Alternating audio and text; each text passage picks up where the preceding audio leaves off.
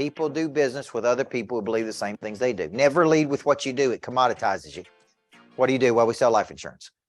What do we do? Well, we do this. What do? We do this. Okay. No. What do you believe? Okay. Now, if I was selling Success School, here's what I would say. I believe every study in the world shows me that IQ is not the #1 indicator for success in the world. It's EQ, grit and resilience. I believe that there's not a school in America that's teaching grit and resilience to the kids. Okay. I believe if we could teach the students the habits of the top performers early in life, help them find their voice and talents, teach them confidence, then they're going to be a lot more successful later in life. Because of that belief, and now why do I believe that? Because I had great coaches growing up, and it was because of those coaches that advanced my career and accelerated my life. Because of that belief, we've created Success School, which eventually will be a school, by the way. A physical school you go to, you send your kids to, just like you send your kids to elementary school right now, they'll go to Success School. That's where I'm trying to go with this. Okay, so will they learn math and science and English? Yes, they'll learn all the basic core curriculum, but they'll also have courses in grit, resilience, toughness, bounce back, articulation, how to find their talents. Okay, it'll be a school you want your kids to go to make sure they get all this stuff, so they don't have to go through life and get a lot of it. Okay, now, so what I did there is, instead of saying we got Success School and it's a school for kids, I led first with what I believe. And then I told you why I believe it. And then I said, because of these beliefs, this is what we do. Now, how is this different than other schools? Because we're teaching things other schools are not teaching. Okay. And I know that because I was a high school teacher and a coach. And I taught these kids through sports, these things. Okay. So the explanation of value asks you to get clear in what you believe and why you believe what you believe. Okay. Now, if Brian was trying to sell me a real estate investment, here's one of my personal beliefs about real estate. In all the real estate I've ever owned, almost all of it, if not 100% of it, has appreciated significantly in value since I've owned it. Make sense? I bought this lodge for $1.3 million with 23 acres. I just bought these 2 acres down here. So now on 25 acres here. And I think I stole this lodge, because the truth is it's probably worth $2 million today or more. And if I add some more things to it, it could be worth even more than that. So if I said, the reason I believe real estate is a good investment is because over time, pretty much all of my real estate has appreciated at a very high level. Even in a down economy, it's still worth a lot more than what I bought it at. Everybody see that? So if you're making an argument versus a stock market versus real estate, instead of saying, well, I believe in real estate, I believe you should buy real estate versus stock market, you should say, let me tell you why I believe what I believe. I could show you how much real estate in this market has appreciated. Let me tell you why. Right. And what you're doing is you're seeing if they believe it too. And if they do, it's like, okay, this is good. This is good. I believe the same things you do. Okay. I believe when a man asks you to go 1 mile, you go 2. I believe in showing up early and staying late. Right. See, these are common core beliefs. So you could have beliefs that have absolutely nothing to do with what you sell. I believe there's a difference between a house and a home. I believe a house is made up of sticks and bricks. I believe a home is made up of memories. I believe in turning dreams into addresses. I could go on and on. Okay. Now, when you put it in these belief statements, now it's like, I believe the same things you do. So let me ask you a question. When you vote for who you vote for, do you vote for them do you know them personally many times? Why do you vote for them? Because you believe they are closest to your beliefs, right? When you do business with the people you currently do business with, I want you to think about it. Do you line up on what you believe? Okay. Now, because all conflict happens when 2 people don't believe the same things. That's when conflict happens. So when you have problems with clients, what's the real problem? You don't believe the same things. See, I believe, here's one thing I believe, and I argued for 30 minutes with the guy that I eventually asked to leave my program, and he was paying $75,000 for me to be his coach. And here's one of my beliefs. I believe it is the learner's responsibility to extract maximum value from the teacher.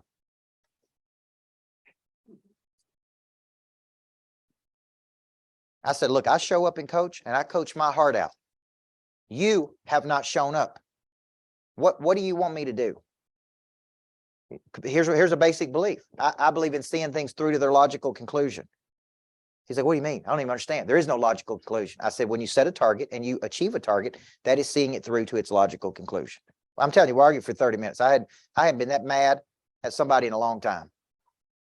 And I finally just said, look, I don't want your money. I don't want to be associated with you. I don't want your business. I don't ever want to talk to you. And I did block him, by the way, because he was crazy. Now, but my point was, the reason we had so much conflict is because we were not even close to what we believed. He was way over here and I was way over here, right? I believed it was his responsibility to show up and get coached and go do what I was teaching him to do. So when I said it, it didn't even register with him. He's like, no, you're not doing this. This coaching ain't any good and this and this. I said, well, man, it's crazy. It's crazy. It's working for other people to do the same thing you do. Why is it not working for you? You see where I'm going? So it's like when you are real conflict is because we just don't believe the same things. See, when I have problems with people, I go to those people.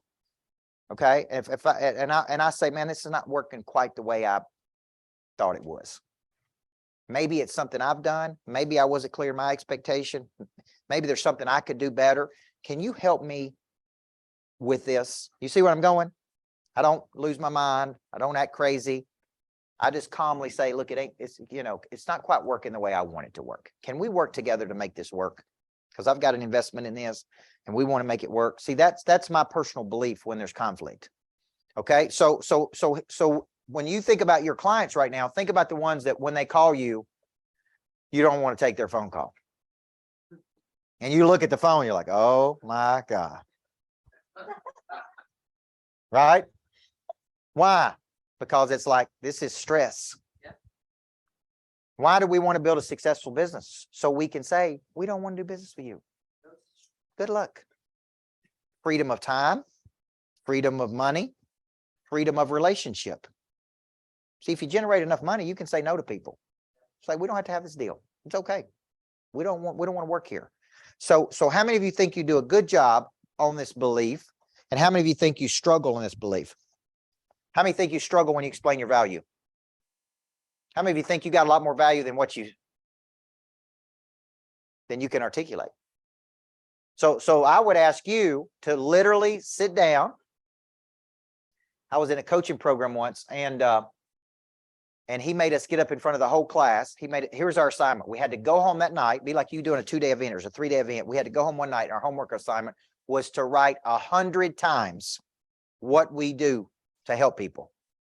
And they could not be the same thing. You had to explain your value 100 different ways. The next day, he would just say, get up right now in front of the class and explain it. And I went 38 times. I mean, one time I was like, this is what I do. It didn't put beliefs. This is what I do. This is how I help people. And in front of the whole class, he's like, that sucks. Don't ever say that again. I'm like, okay. I got to number 38. I said, this is what I do. This is what my company does. This is how we help people. And he went, that's it. Go back and say that. But the exercise of doing it 100 times helped me to get clear. What does my company do? Who do we help? How do we help them? What problem do we solve? It's a good exercise. So for this one, you need to go back and you need to, right? Now, go back to when you're selling insurance in a house, right? Because you set an appointment, you go to their house, you're sitting at their kitchen table. Yes. Okay. And then when would you lead into this belief? So that's pretty compelling beliefs. Could you put it into a belief statement? So the only reason I'm telling you this is there is a psychology here I'm teaching you. And the psychology is when you believe the same things, people move towards you. So if you said, I have a personal belief about life insurance. Okay. And these are I like to say it in threes. There's 3 things I believe about life insurance. Okay. Now let me tell you why I believe that.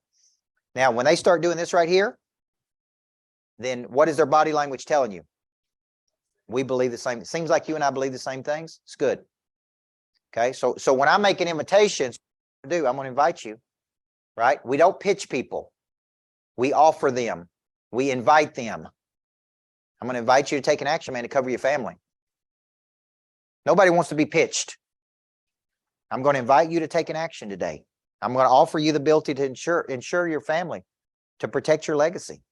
Does it sound like something you'd like to do? Absolutely. Okay. What would stop us from doing it right now? Before I get started, there is one very important question I have to ask you. Coach Micheal Burt, Monster Producer Academy CEO. He's a personal friend of mine. What good is it to have knowledge with no desire? What good is it to have desire with no skill? What good is it to have knowledge and skill with no confidence? A big part of activating your prey drive is finding and refining your talent. This is something that helps you get to the next place. People are made up of 4 parts: a body, a mind, a heart, and a spirit. You need to know you, and then you need to have an awareness, and sometimes you don't even know what you need. So all 4 parts of our nature have to be clicking. Your hard skill solves my problem. The bigger the problem, the more money people will pay to solve it. Everything is valuable to your future. What I'm really paying you for is your past. A monster producer combines multiple skills to dominate a market. When you get to wake up every day and do what you love doing, man, it is hard not to be motivated. They think at a higher ordinance than everybody else. They want to create new things. I have a conviction about me, and that's the conviction that you feel when I talk, when I speak. It comes across as passion. You got to learn how to connect to another person at such a deep level that it moves them. You have goals, you have targets, but you don't have a sense of urgency. They're going to exchange money, energy. They're going to raise capital. They're going to start new businesses. There's going to be joint ventures. I think your purpose finds you. It is activated. The word activate means to initiate. Discipline, which is a derivative of the word disciple, which means to give yourself to a person or cause you believe in. Do you believe in your future, yes or no? When we know better, we do better. Finding the problem that you are uniquely qualified to solve, and you don't know what problem you really solve for whom, then there is no big financial exchange right there. You should leave here thinking bigger today than when you came. And I want to shake your hand and look you in the eyeball when you make this decision. Thank you. We'll see you in the back. God bless you. Thank you. Thank you. Thank you.